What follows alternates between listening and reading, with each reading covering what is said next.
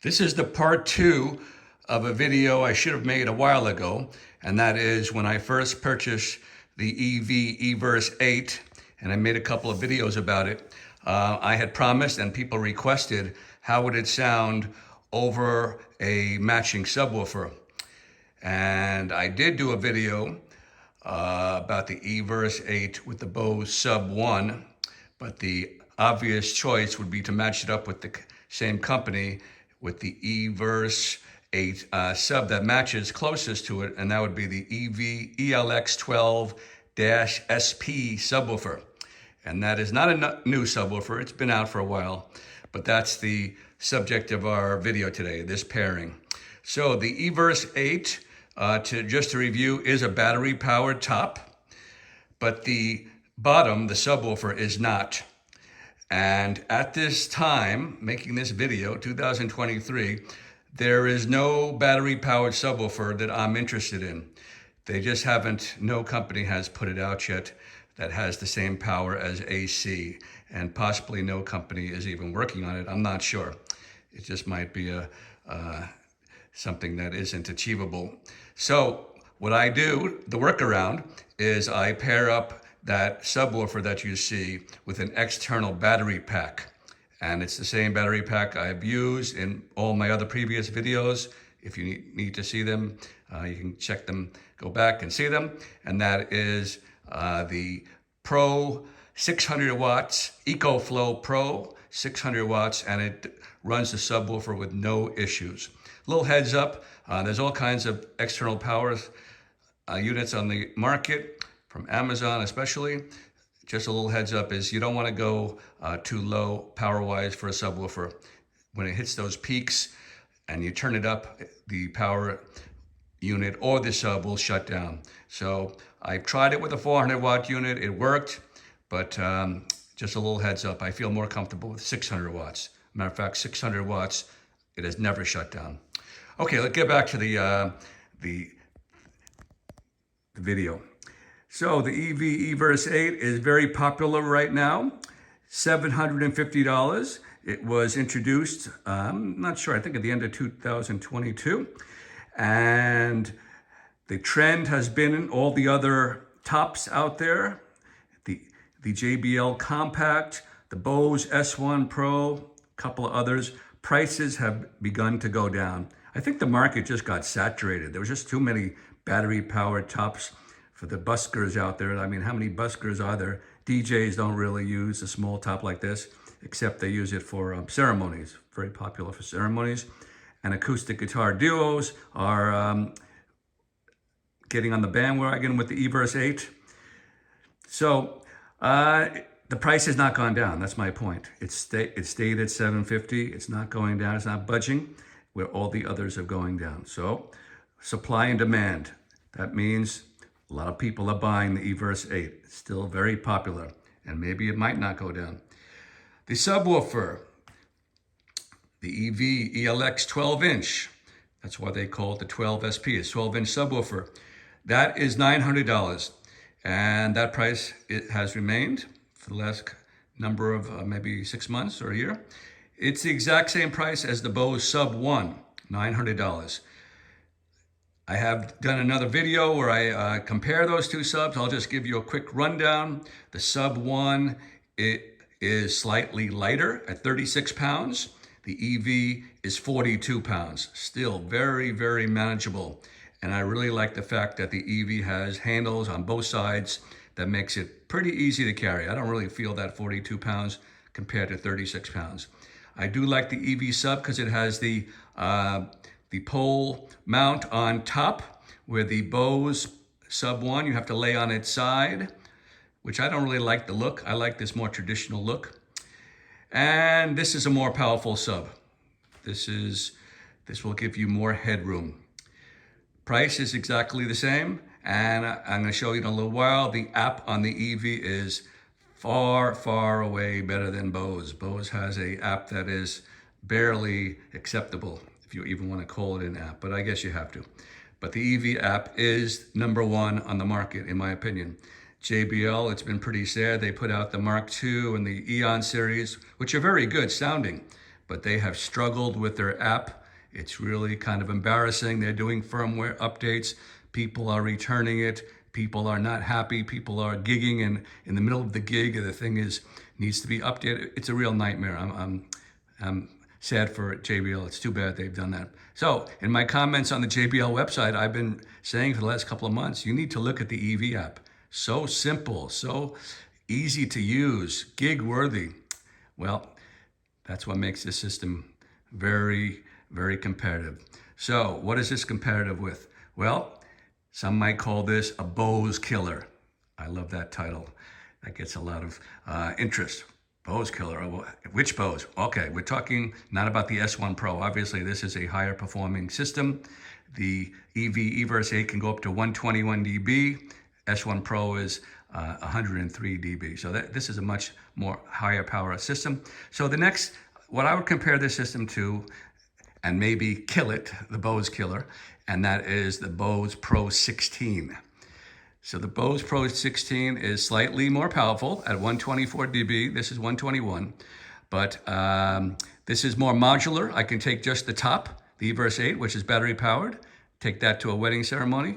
But the base unit, the ELX12-inch, this is much more powerful than the Bose Sub 1 or the EV16, which has the same output as the Sub 1.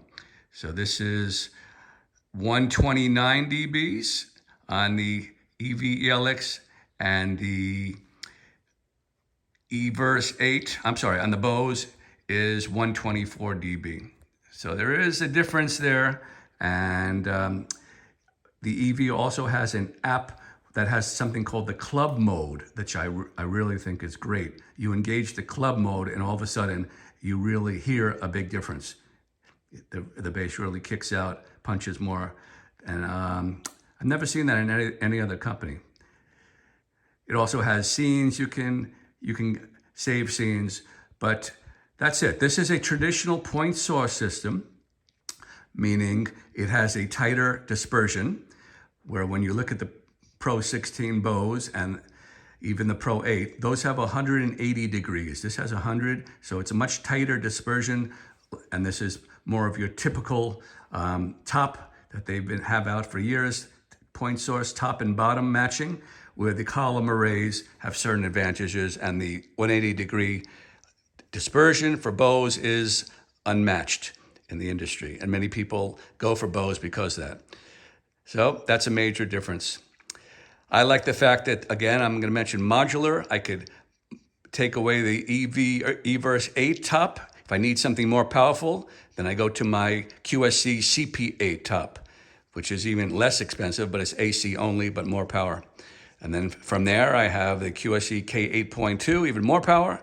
And then if you need more power from there, my top system right now, which I haven't done a review on, would be the RCF TT515 matched up with this type of subwoofer.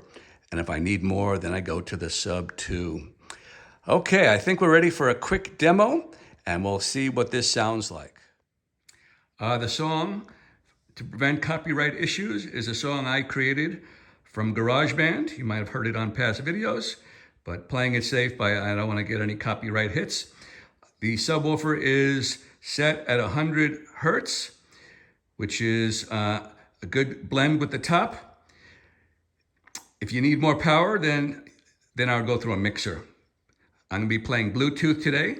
I just like the freedom that I don't have to be tethered by cables. This system is a very simple hookup. I'll show that to you after the sound demo.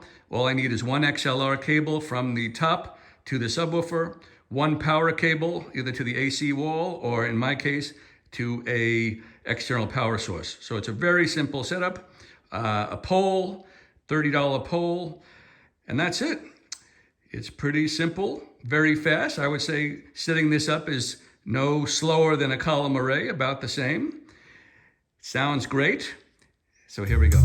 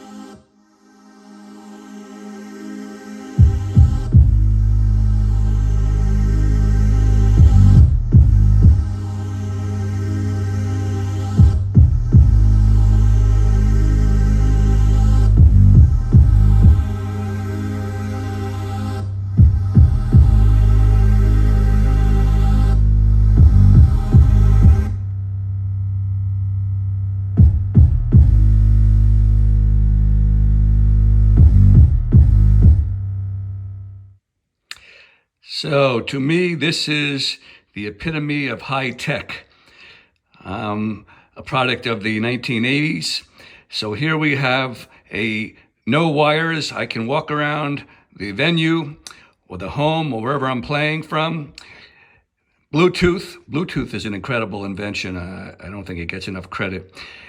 Anyway, I could walk 30 feet, 40 feet away, have excellent connection, no dropouts. And I love this feature on the iPad.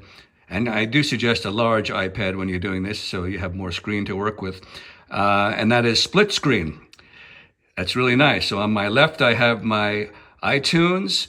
And then on the right, there's your EV app. Here's the master system screen. I have my subwoofer, the ELX200, and then my Everse 8. You can also add more speakers. You can add a second Everse 8, and everything is controlled from Bluetooth. It gives me my master volume, and this I really like. It has a mute function. So you hit mute, and the system just shuts down immediately. You tap it again, and your music is back on. I really love that feature. And not all systems have mute. That's why I'm emphasizing it.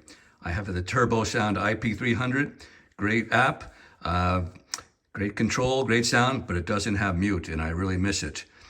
Even the JBL Compact on their app, which is decent, does not have mute function.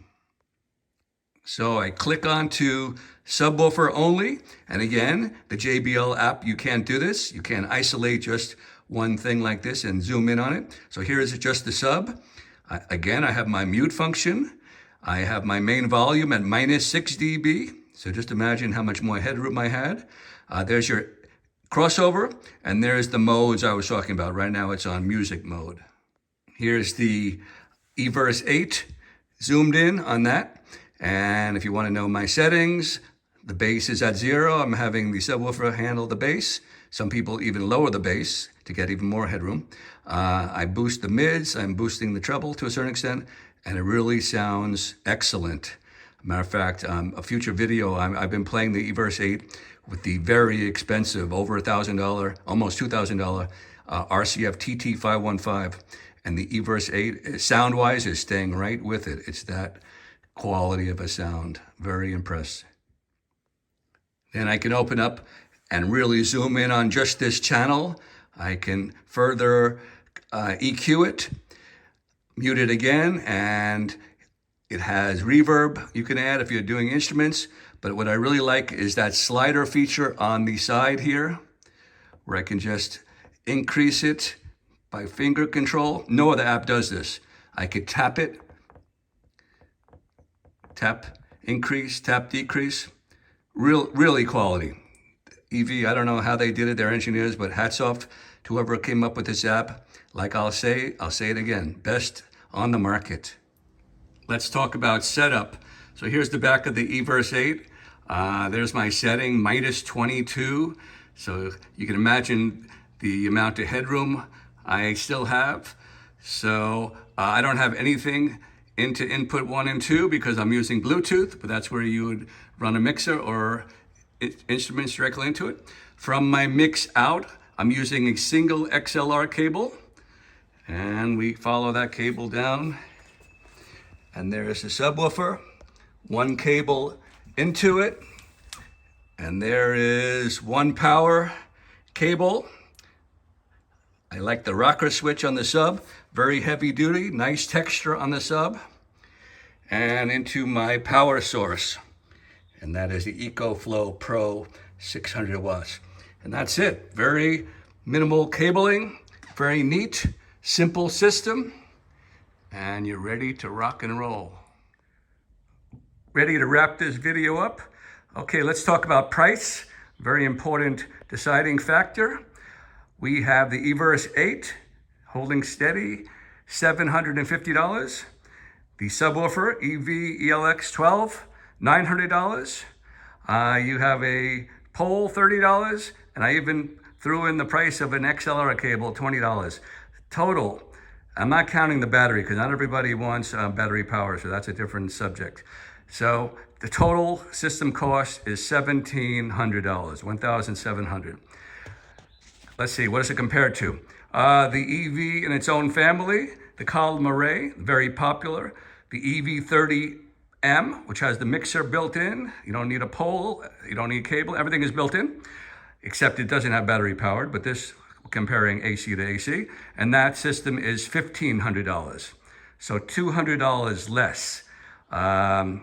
Well, some people like to have everything in one unit, just makes it that much simpler to set up and break down at the end of a long night. But this system, as I mentioned, does have a modular ability where I can take just the light 21-pound top, or I could use the subwoofer for a different system if I need more power. So that's the EV comparison. And the EV30M is very, very popular right now. It's the hottest item on the acoustic guitar forum. Check it out. That's what everybody's going for. But is this a Bose killer? What are we talking about? The Bose Pro16. Well, the Bose Pro16 is $1,900, $200 more than this system. And I would say it comes down to bass. If you're a bass head and you really want to hit, do some EDM or hip hop, then this subwoofer definitely is going to be the next step up in thump and kick than the Pro16.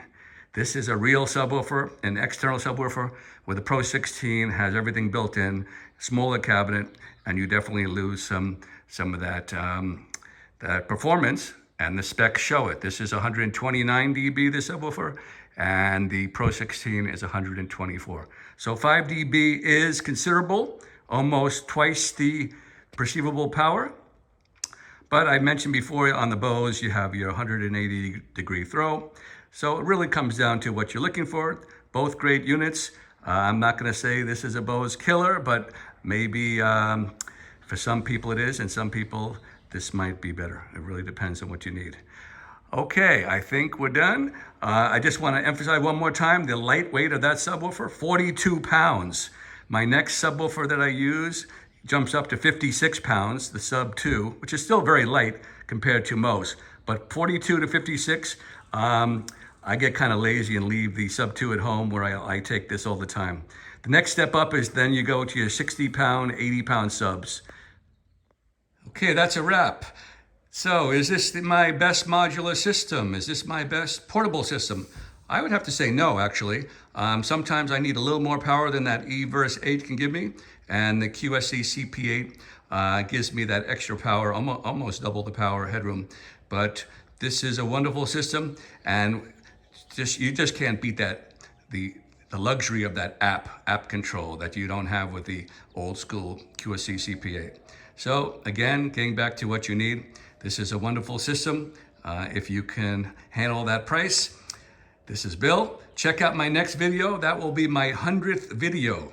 This is number 99. Next video will be a little different, but it'll be something to top off the run of 100 videos. Okay, hope to see you then. This is Bill. Thank you.